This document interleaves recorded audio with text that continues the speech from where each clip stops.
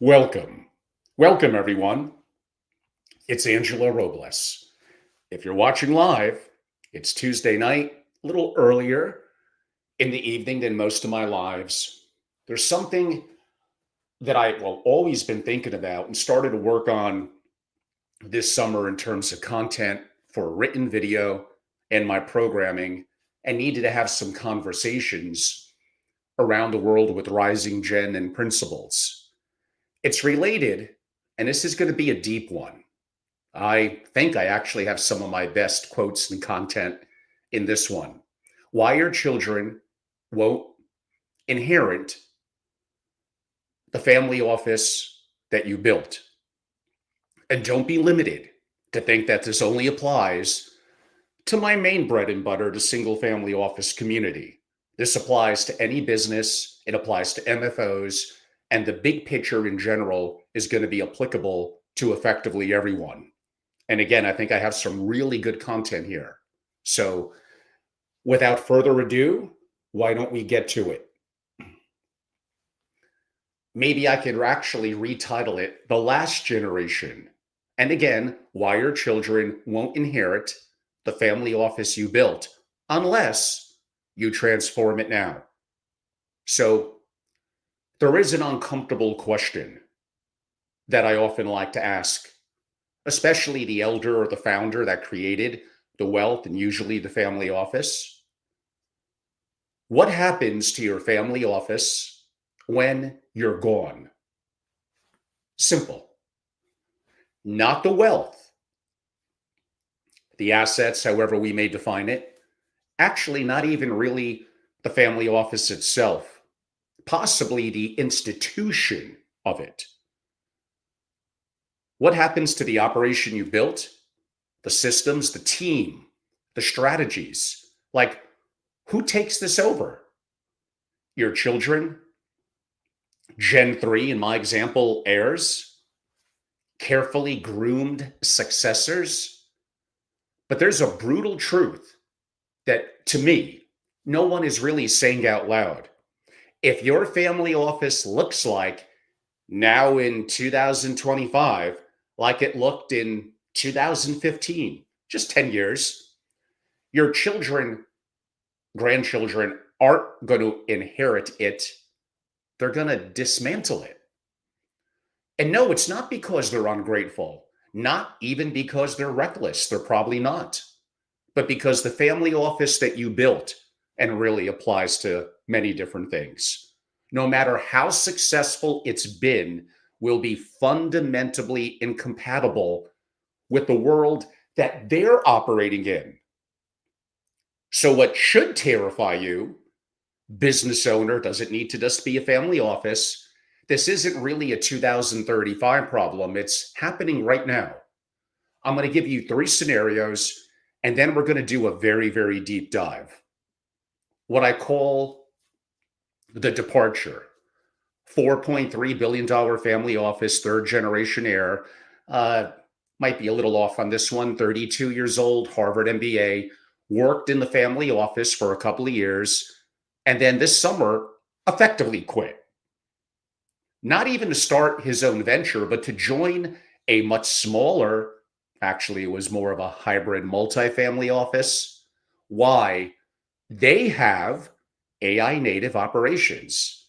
They can learn more in 2 years than they learned in the family office, having some engagement for perhaps 10. Being stuck in a 2010 mindset, and really no one wants to admit it. Patriarch, kind of devastated, built something incredible. But the successor in this example, choose a different one, a better learning environment, arguably better to get away from, you could call it dad, and the technology sophistication in the operation chose really dad over legacy. Now imagine another, the ultimatum. I don't know. It's a little late at night. I had too much coffee. $7.8 billion family office, Gen 2, 68 years old, planning succession, daughter 41, really incredibly talented, CIO in training, another ultimatum. And again, wanting a different mindset from investing to thinking to processing information, problem solving, and AI. They're not going to manage a family office that they believe is fundamentally disadvantaged comparative to peers. The patriarch thought they had a succession. Many of us do. Turns out the successor won't accept what was built, not because it's bad, but because it's kind of obsolete and not where things are headed. Another one, a $2 billion family office. Ooh, more common here. Founder passes away. Gen 3 heirs inherit, all in their 30s, all successful in their careers. Here's by far and away the most common option. They vote effectively to liquidate the family office, move everything, you MFOs are going to like this, to a talented multifamily office and go about pursuing their own interest. Why? Because they look at the operations, employees, workflows, manual processes, and say, yeah, like this made sense for the elder generation. It doesn't make sense for us. They could get better returns, their perception, better service, more optionality by partnering with a modern operation. Imagine spending decades building and running the family office, and it lasts what, at most 6 months after death. So 3 different outcomes. But look at the same root cause. The next generation doesn't want the family office you built. They want the family office that should exist, looking maybe a little future forward, let's call it 2030. And if you don't build it, they will leave, refuse to take over, or simply dismantle what you created. And no, it's not AI for AI's sake. That would be stupid. Am I allowed to say that anymore? This is about institutional survival. This is about whether your family office exists in 10 years in 2035 or becomes more of a cautionary tale. So this is about why your children won't inherit the family office that you built and what you need, maybe why you need to transform before it's too late. So we'll call this part 1, the generational divide. And let me show you the divide that's tearing certain family offices apart. What you built versus what they expect. You built your family office in a world where information asymmetry was your competitive advantage. Stay with me. Relationships and network access mattered most. Patient capital and long-term horizons were differentiators. Expertise was kind of scarce and expensive. Human judgment, we're going to come back to that one.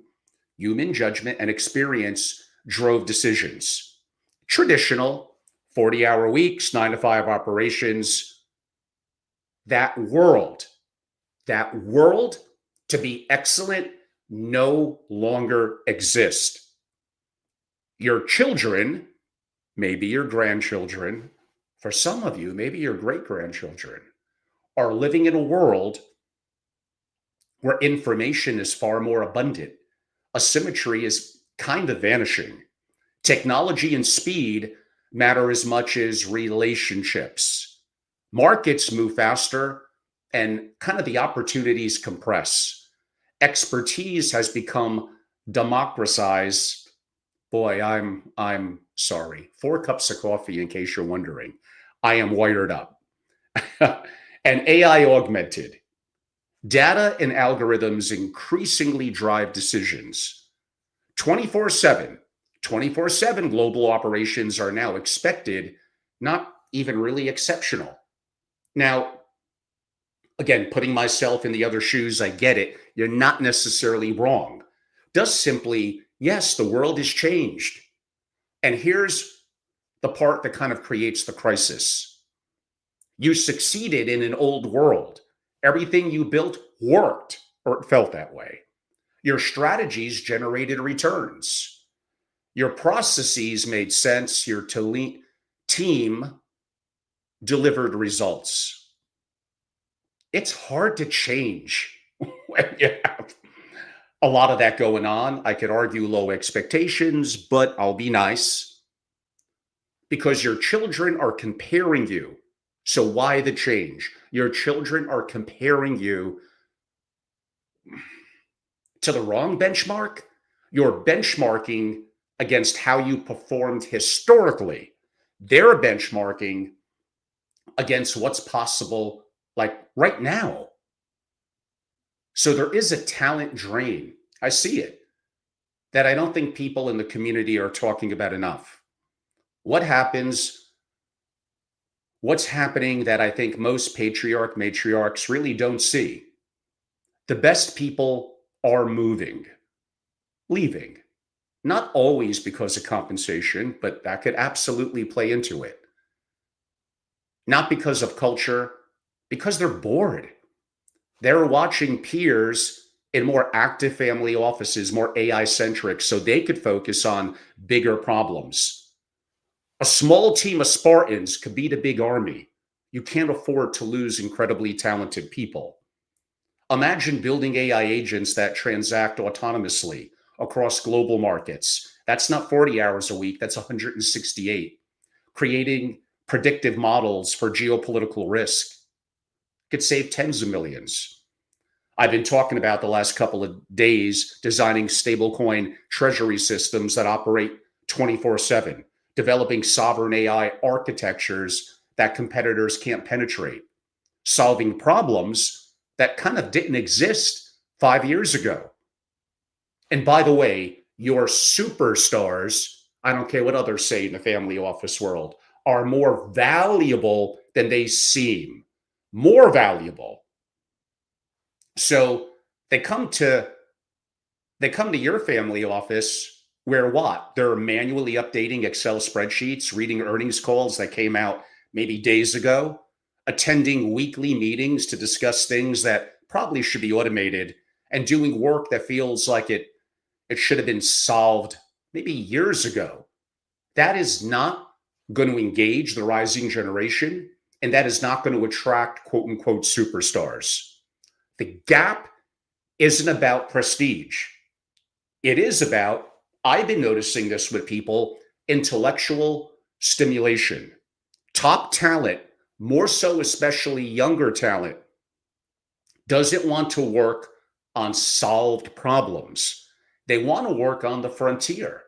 They're talented. They're ready to go. They're more capable than you think. Stop treating them like little kids. And if your family office isn't on the frontier, if they're talented, they're going to find one that is.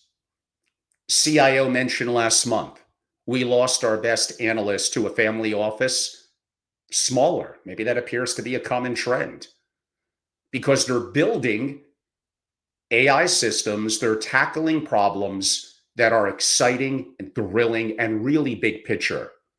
And the AI is doing great on some of the workflows and other things, providing more resources at the fingertips of the talented humans that can help make decisions. Like, this is what they want. This is the future. You're not competing for talent as much with traditional family offices. I'll give you that. You're competing with more modern AI operations that offer fundamentally more interesting work. I'm not going to be quiet about it. I have a moderately good global reach. We're at the early stages. This is going to accelerate. So the relevance crisis. Now, there's a deeper issue. It's not just talent. It comes down to purpose. Ask yourself, what is your family office for? 20 years ago, I think the answer was pretty clear. Access to deal flows others couldn't see, expertise that was expensive and rare, patient capital when markets were impatient, sophisticated tax and estate planning, privacy and confidentiality, bespoke services your families couldn't get elsewhere. I don't know. Maybe to people like me now 60, that actually sounds pretty good. But again, you're trying to keep something to be excellent in your family, your business, your family office, even your MFO. Today, and by the way, MFOs are going to bleed when the rising generation takes over and is not happy with them. Ask your Gen 3 heirs the same question. What is your family office for? The answer may shock you. Listen, I got a good one here. I can access venture deals through AngelList. I can get sophisticated analysis through AI. I can hire experts on demand globally.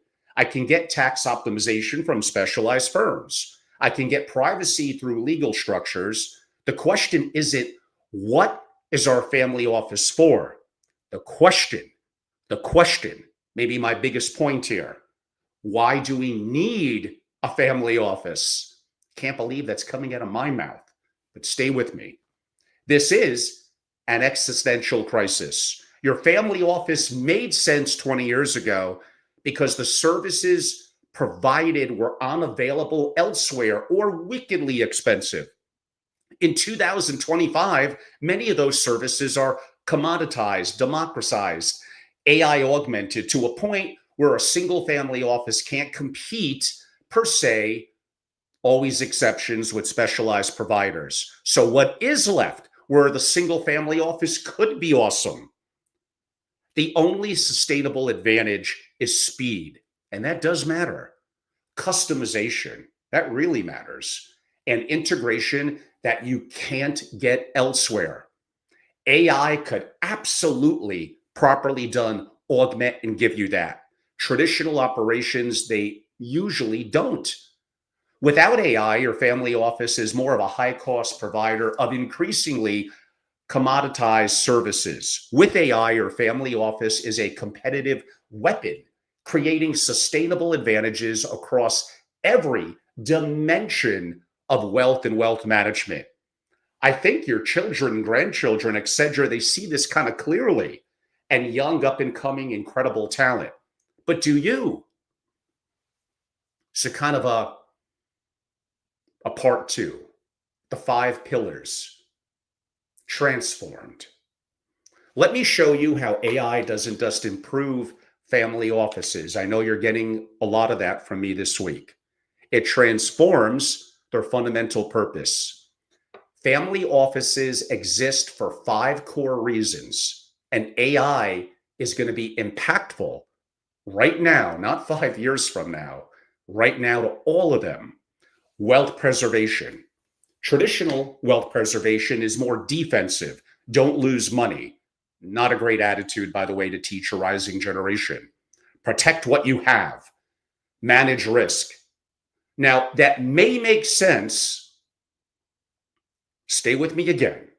When threats are visible and slow moving, market crashes you could see coming, regulatory changes that took years to implement, geopolitical risk that unfolded in months. Today, you're kidding me. Threats move at internet speed. A regulatory announcement in Europe at 6 p.m. on Friday can wipe out tens of millions in certain portfolio value by Monday morning when the markets open back up or your team is up and running, if it's not been hedged. A geopolitical event in Asia can cascade into your supply chain investments before American markets open.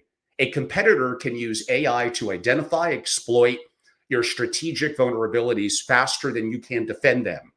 Traditional wealth preservation, quarterly risk reviews, annual strategy updates, reactive hedging, for the most part, is just simply obsolete.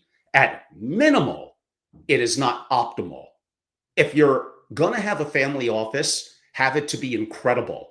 The benchmark is relatively low from mediocrity. AI native wealth preservation is active defense. A family office with significant exposure to commercial real estate debt across multiple continents. Traditional risk management, again, quarterly stress tests, annual portfolio reviews.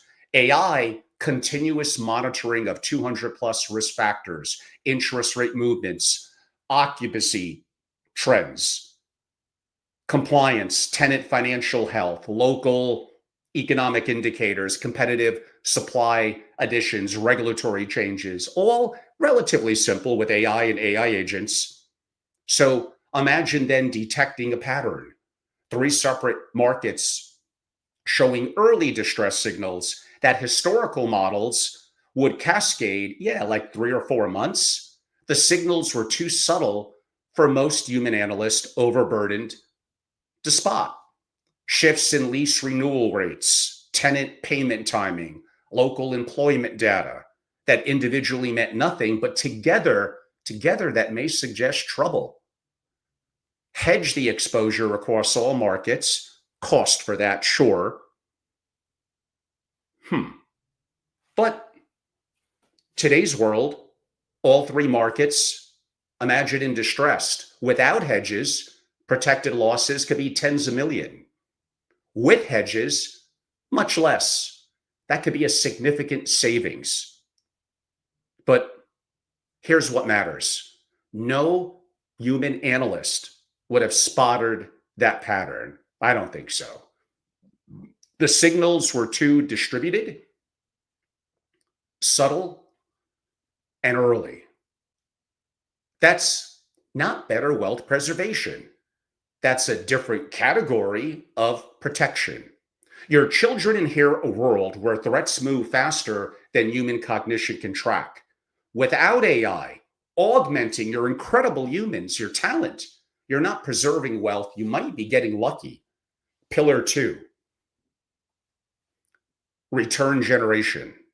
For 50 years, generating returns was about access, relationships, and judgment. You knew people. You got in deals others couldn't access. You had experience recognizing good opportunities. You had capital when opportunities appeared. That model is dying. Not dead, but it is dying because information asymmetry is collapsing. The edge isn't necessarily the information because everyone could have that. The edge is in processing information faster and seeing patterns, what AI is really good at, that others miss. It doesn't just give you better access, it gives you better, effectively, pattern recognition. Imagine a family office focused on industrial technological investments.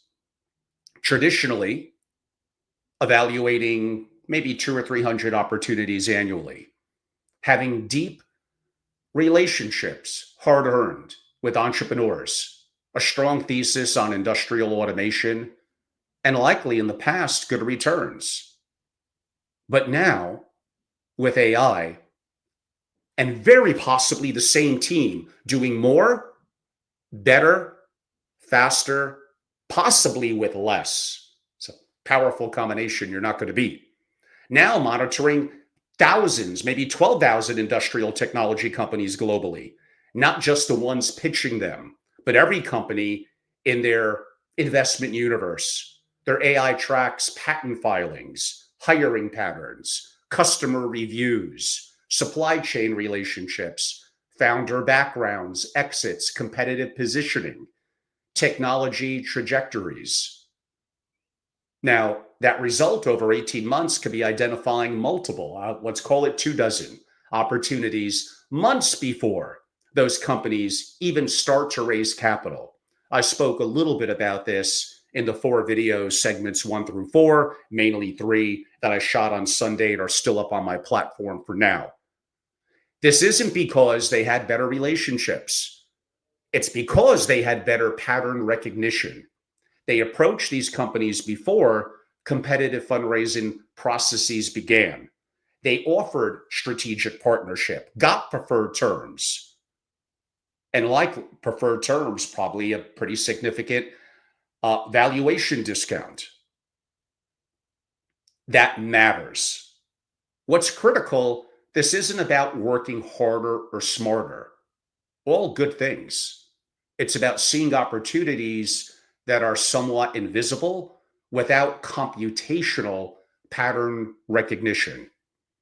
Your children will inherit a world where the smartest human analyst, maybe we're not quite there yet, but it's going to work a lot longer, that 168 hours, but inherit a world where the smartest human analysts can't compete with at least AI augmented competitors. The question isn't whether AI helps. The question is whether you can generate exceptionally competitive returns without it?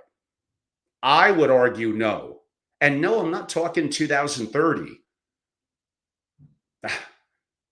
It's not going to work.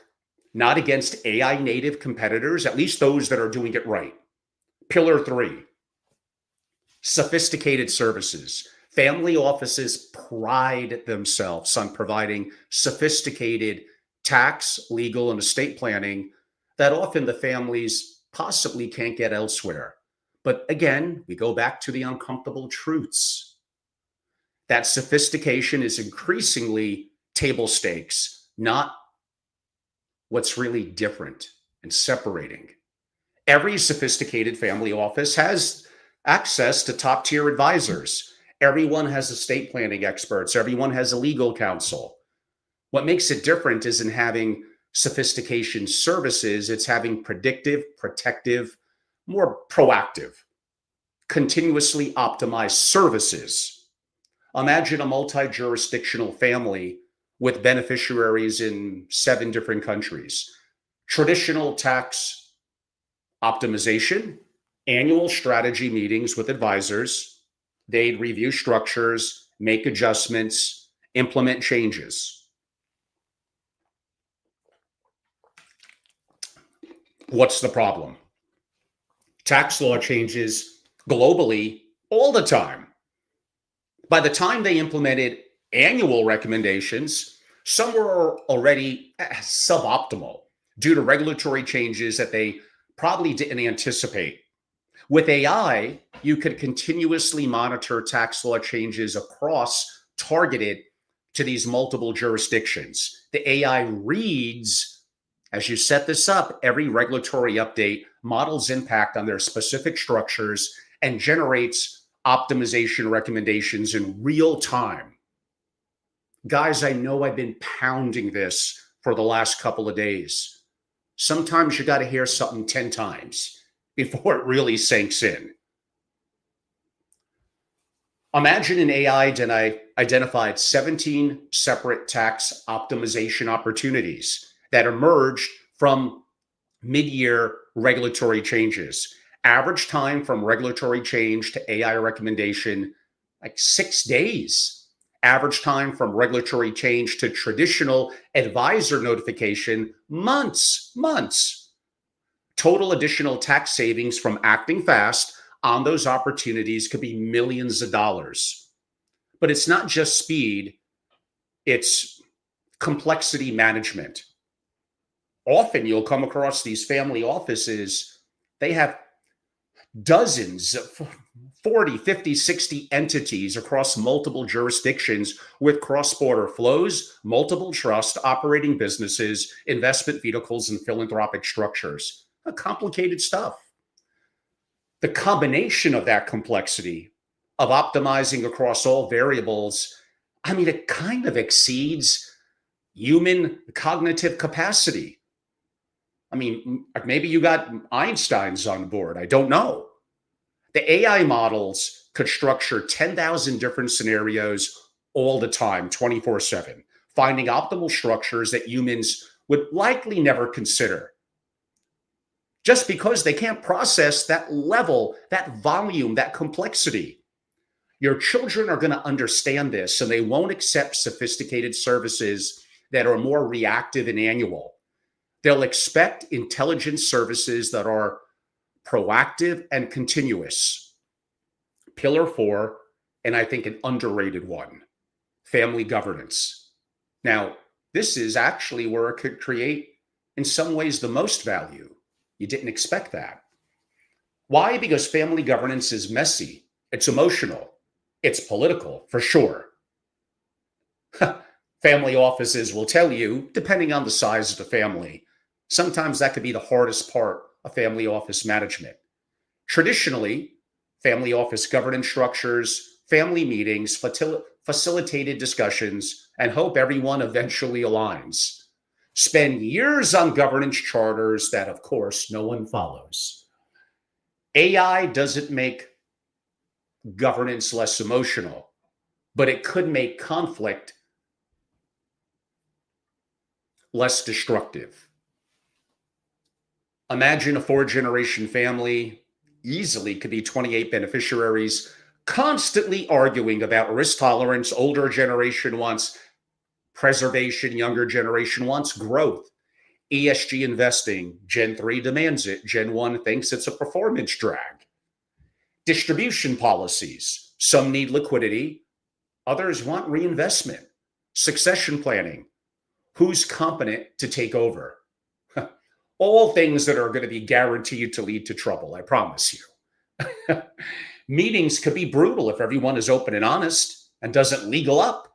Decisions could take months, relationships were strained. With AI, you could build a governance modeling system. It doesn't make decisions, but listen to me, it models outcomes.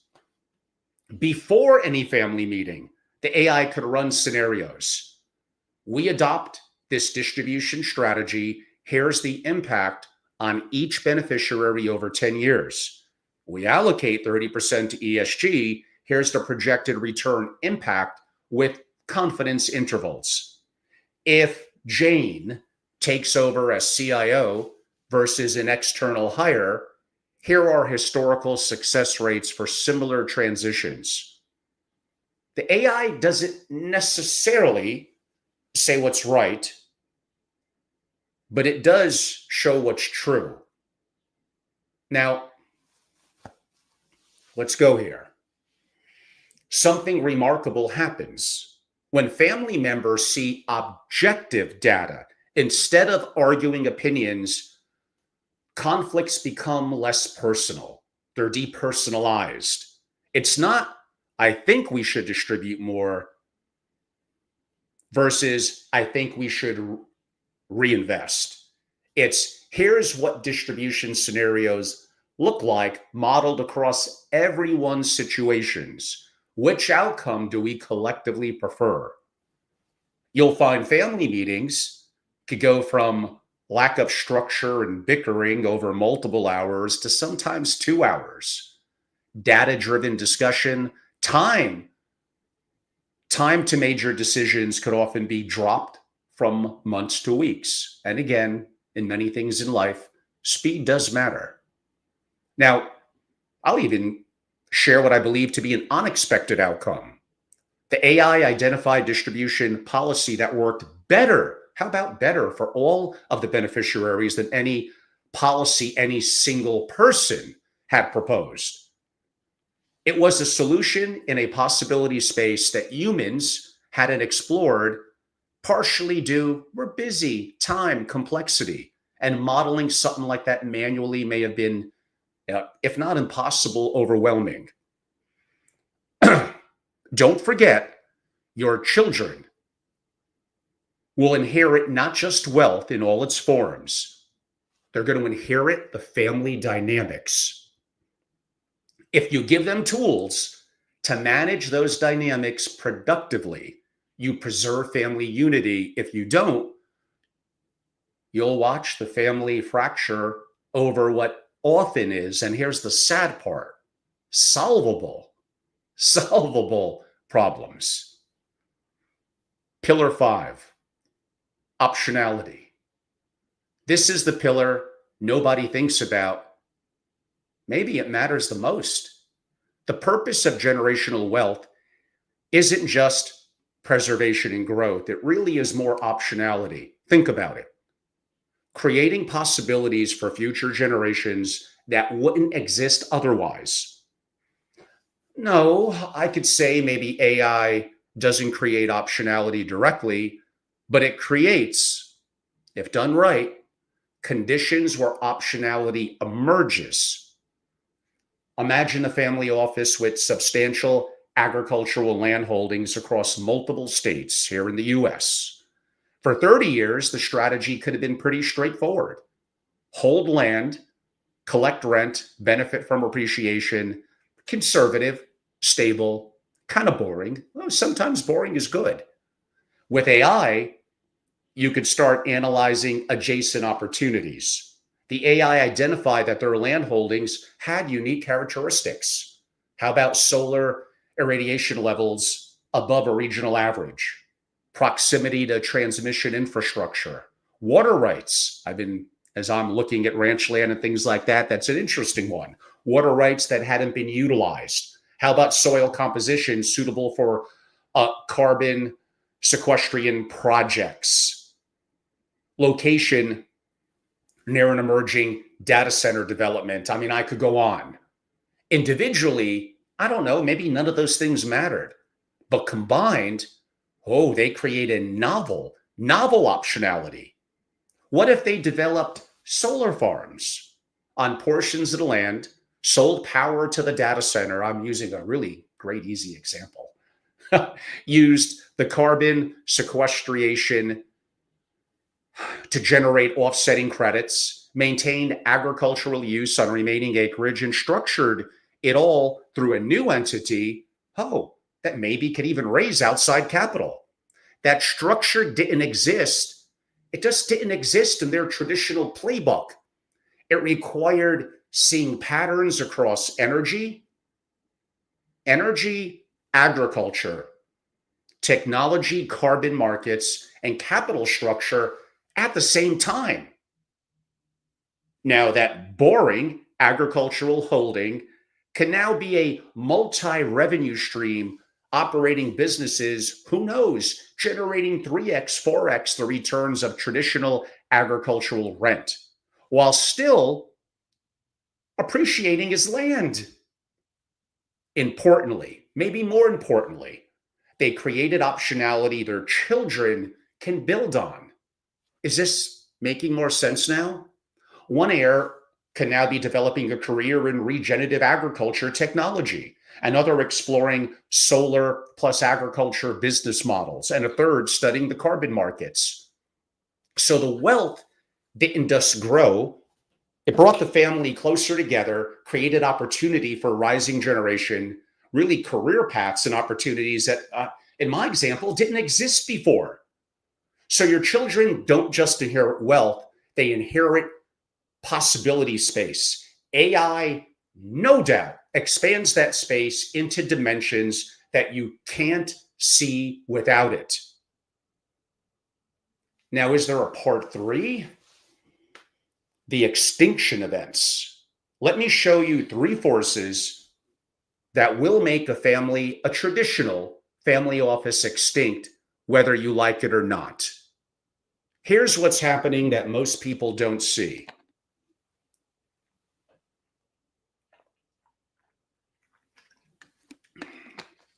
New family offices are launching. I know, I'm a part of it, helping to structure them. AI native from day one. They're not retrofitting AI into traditional operations. They're building these operations from scratch. Imagine a family office launched this year, $1 billion, no legacy systems, no traditional workflows, no organizational inertia. Imagine an entire operation, AI-powered deal sourcing across global markets, utilization of what I spoke about this weekend, stable coins and AI agents, and effectively operating trading 24/7 around the world, autonomous risk monitoring 24/7. Like I just said, tokenized treasury management with stablecoin execution, sovereign AI infrastructure built from inception, and a team of 4 incredible humans orchestrating the AI systems instead of often a less efficient 12, 15 people, in my example, doing manual work. That operating cost, in my example, relatively nominal compared to traditionally what it could have been. Maybe a third of the cost with better performance, more connectivity, more data points, more opportunities for the families to make better decisions. Now, here's what matters. Imagine not having to convince anyone. They didn't have to overcome internal existing resistance. They didn't have to retrofit AI into existing systems. Imagine just starting it correctly. Imagine what SFOs and MFOs, your entrepreneurial endeavor, what they could do.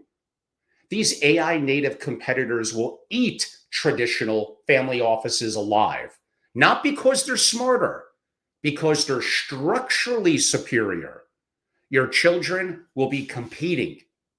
Your MFO will be competing against family offices that started with advantages that compounded, that you can't replicate unless you transform. Extinction event number 2. I'm actually standing up for the multifamily office community. I can't believe it. There's some really good ones. Multifamily office evolution. The big multifamily offices, I see it. They're surprising me. They're transforming faster than single family offices. I mean, why? They have the scale, shared cost, client pressure, sometimes forcing evolution. Top MFOs are investing big money, real money, into AI infrastructure. I'm working with one now. They're building proprietary systems that many single-family offices can't match. And they're offering these capabilities to clients. What happens? What happens when your rising generation, your children, let's call it? Option A, run the family office we inherited with traditional operations. Option B, partner with an MFO that has AI native capabilities, lower cost, better service, access to deal flow that we couldn't access.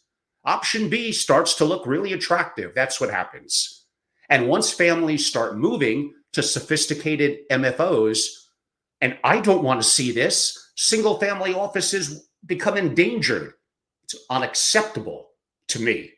The only single family offices that survive are the ones that are even technologically superior to MFO offerings. Without AI, that can't be. Now, the good news for many of you, most MFOs are terrible. So SFOs, don't worry too much yet, but you're losing some ground. Extinction event number 3, regulatory and tax complexity. The complexity of managing wealth is accelerating beyond human cognitive capacity. I mentioned earlier, cross-border tax law, digital asset regulations, tokenized frameworks, stablecoin compliance, AI governance, privacy regulation across jurisdictions, ESG reporting requirements, beneficiary ownership, transparency rules. It's getting harder and harder. This complexity used to change annually. Now it changes monthly. Who knows, soon weekly. Managing this complexity without AI will effectively become impossible. Not just difficult, impossible. Family offices that try to manage this manually will make catastrophic mistakes. They'll miss regulatory changes. They'll violate rules they didn't know existed. They'll pay penalties for noncompliance that simply they couldn't track. And you're giving this to your kids, your rising managing partners in an MFO, really any company. The children, in my example, are inheriting this complexity. You can give them the tools to manage it. You could, or you can give them a ticking time bomb. Part 4. Man, I'm really feeling this one. Part 4, what transformation actually means. So what does it mean to transform your family office into something your children want to inherit? Now, it's not about technology for technology's sake. I'll give you that. It's about really institutional level evolution. Going from static to dynamic. I mean, come on. Traditional family offices, for the most part, are rather static. Annual strategies, quarterly reviews, investment theses that persist for years, way behind the times of certain activities that have been happening, like broadly speaking, the last couple of years in AI, including investing. AI native family offices combining incredible humans with AI are dynamic. Continuous optimization, if done right, real-time adjustments, strategies that could evolve daily based on new information. Your children do not want to inherit a static institution. They want to inherit a dynamic organism that adapts faster, faster than markets change. And a lot of them have the talent and the capability, with maybe some of the right mentoring, to be able to do that 100%. Think about from labor to leverage. Traditional family offices scale linear.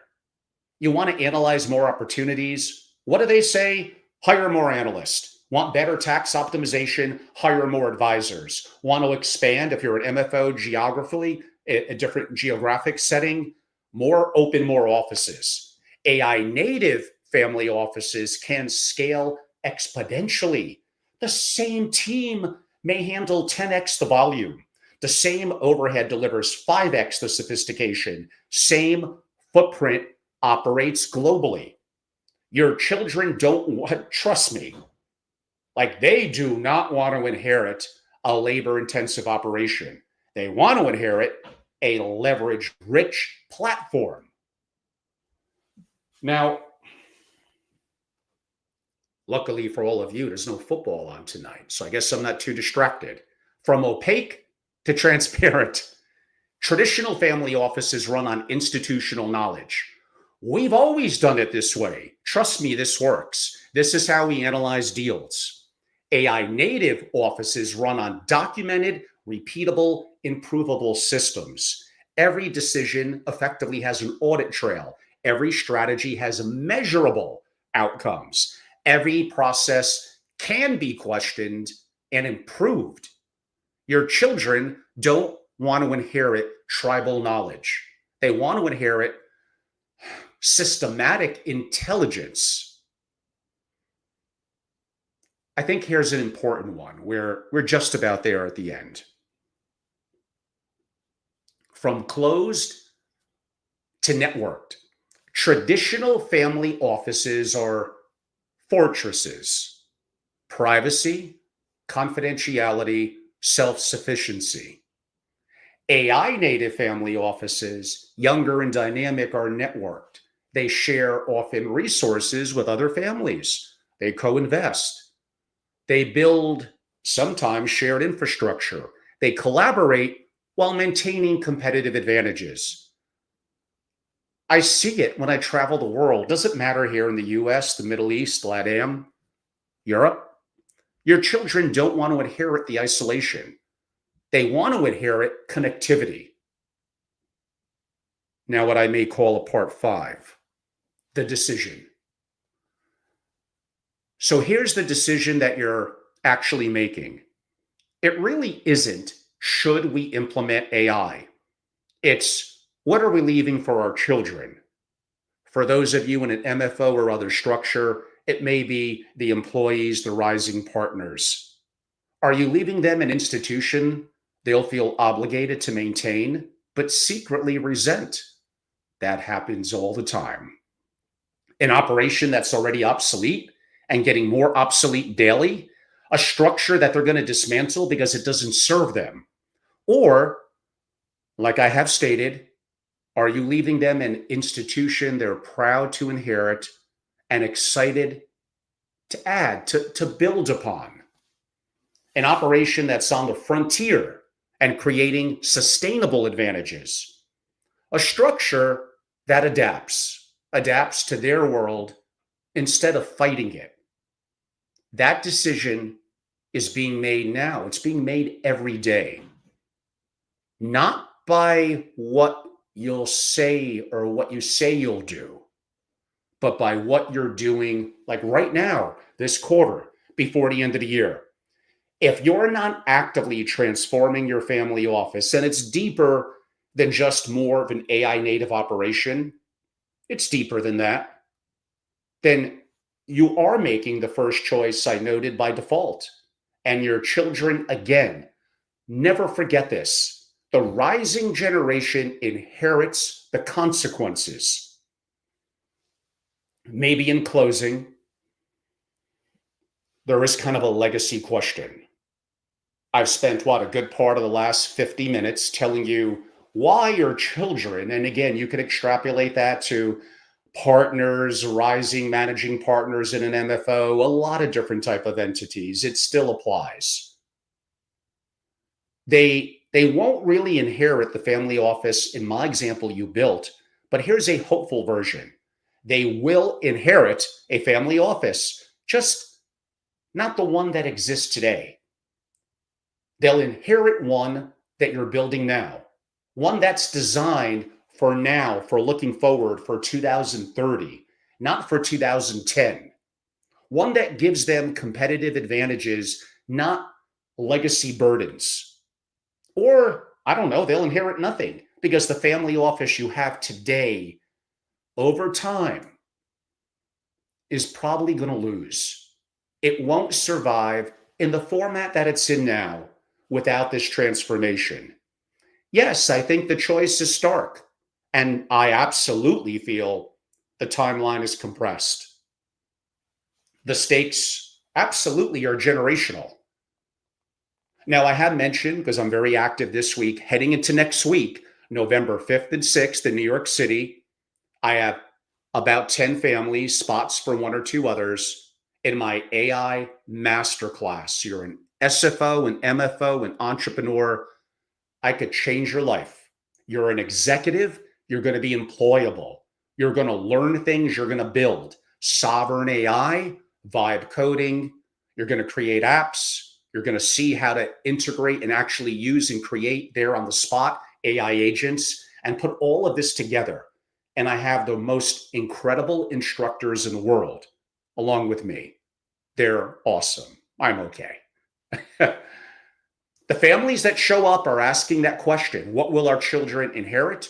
And the answer is something worth inheriting. Like, what is going to be your answer in terms of much of this?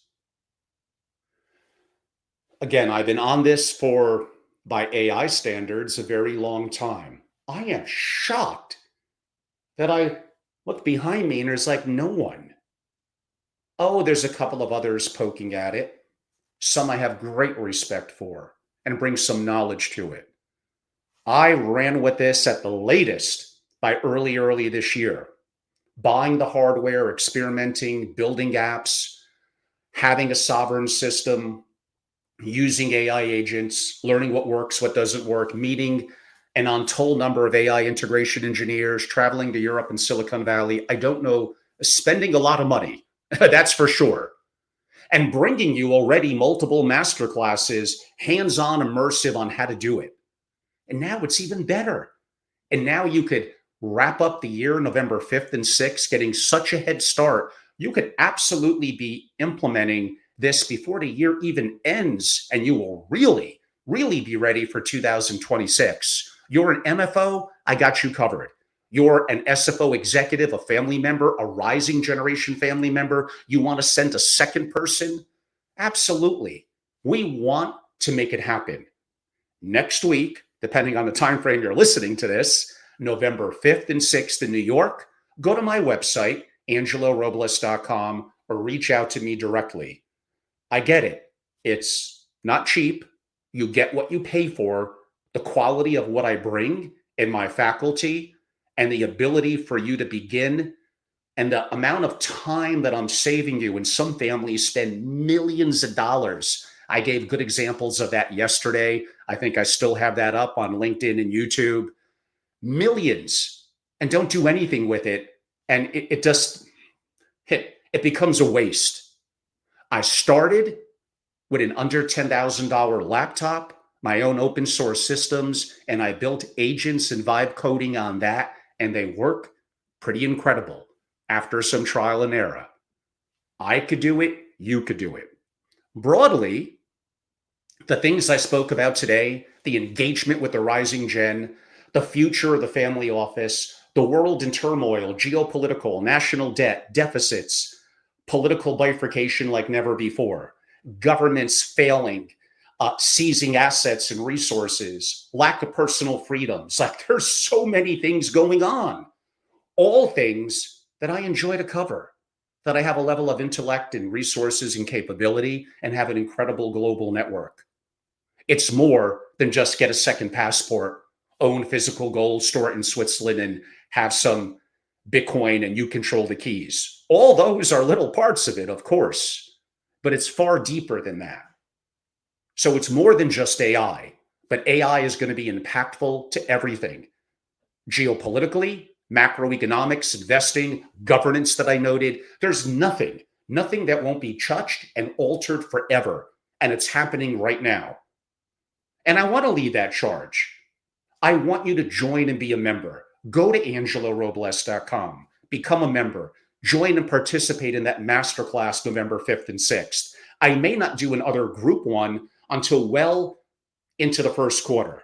Now, what I will do, and I'll talk more about this after next week, some of you, Angelo, even if digital, but me in person, could you and the dream team come to our entity, our MFO, our family office, and for a couple of days with all of our team, just work with us? Yes, that will be more than the masterclass price, but sure.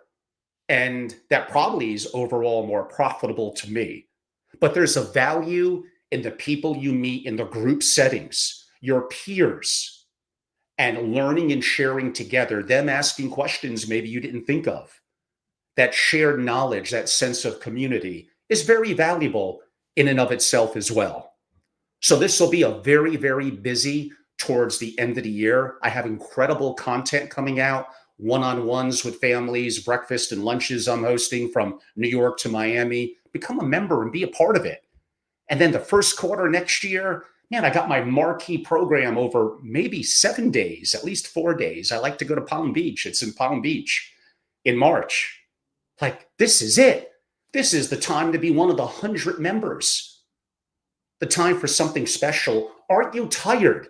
Even if you're a provider listening to this, are you tired going to an event, mediocrity of content, too many service providers in the room, panel after panel, moderator can't control often the one panelist who only cares about selling their own services, not even providing an inkling of content? That's because they're paying $7,500 each, making it a $22,000 plus panel. It's money, money, money.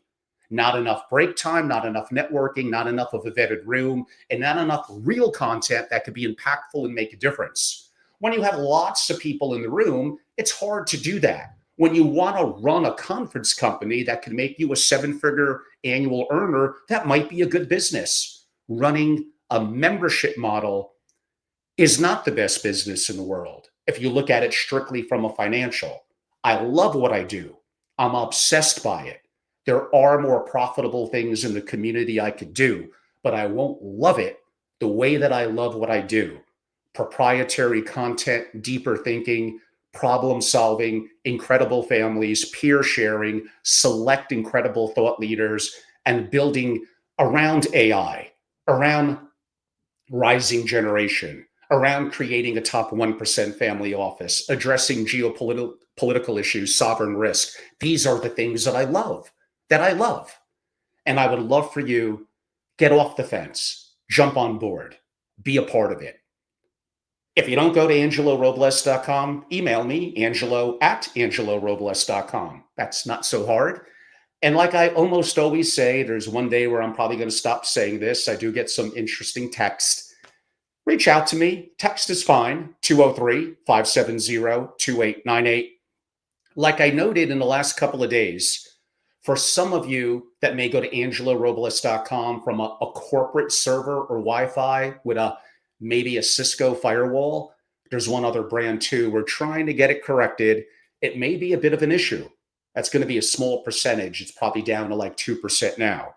But you could email me. You could text me. You could be creative and simply DM or find a way to reach me. And we're working on a bit of the issue as I described it for some of you behind more quote unquote corporate walls.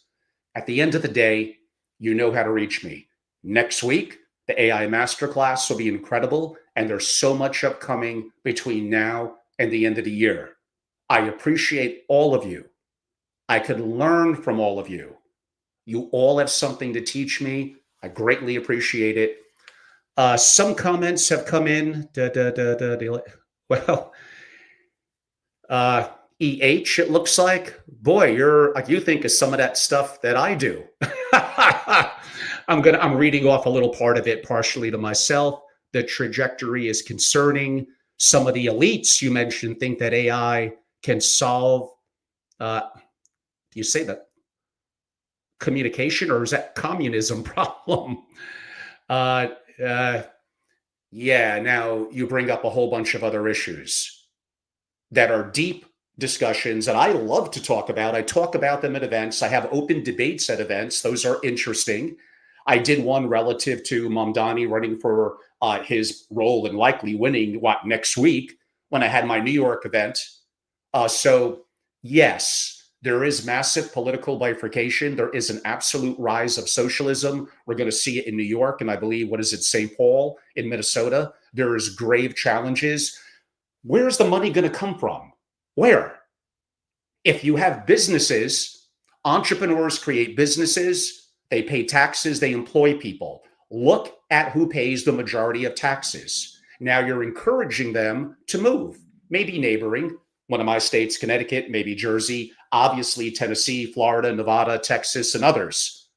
When you have smart people that take initiatives, that took risk, that build companies, and then they move, what's going to happen to the tax base? Where's the money going to come from to pay for all these services?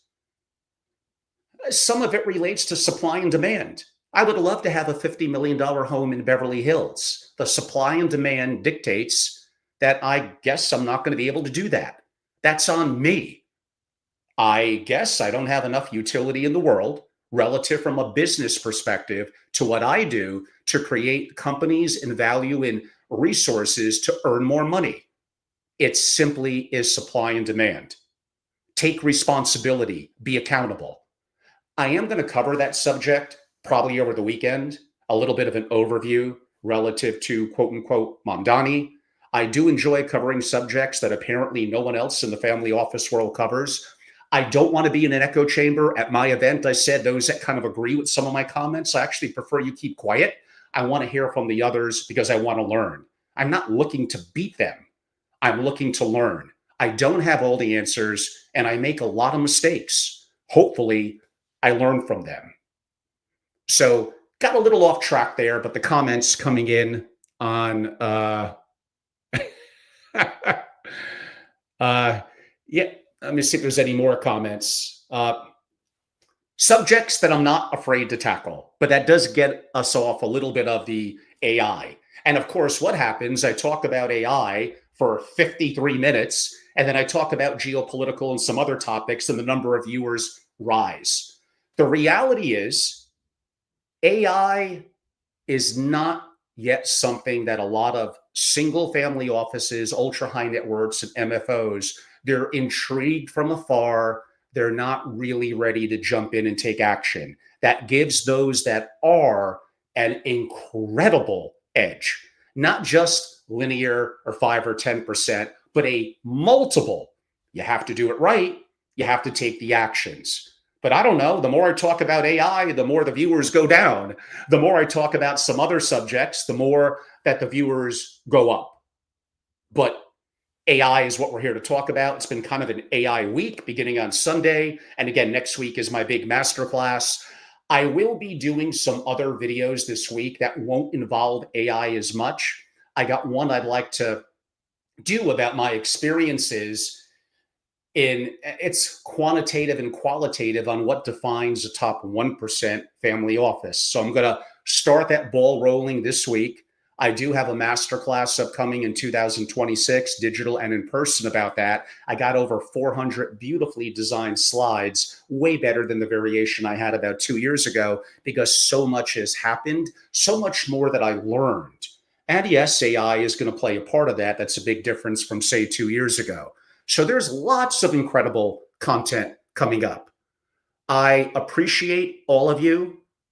Reach out to me, keep in touch, follow me on @FamilyOffice on YouTube. I'm not quite as active on X, but I encourage it. Very active on LinkedIn. And again, go to the website, email, reach out to me. You know how to do so. And probably one or two of you watching or listening to this live or a recording, if this week and not too late, heading into after November 5th and 6th, are going to reach out and inquire and maybe to simply sign up and join for that AI masterclass. I will make an impact. Thank you. Have a great night, everyone.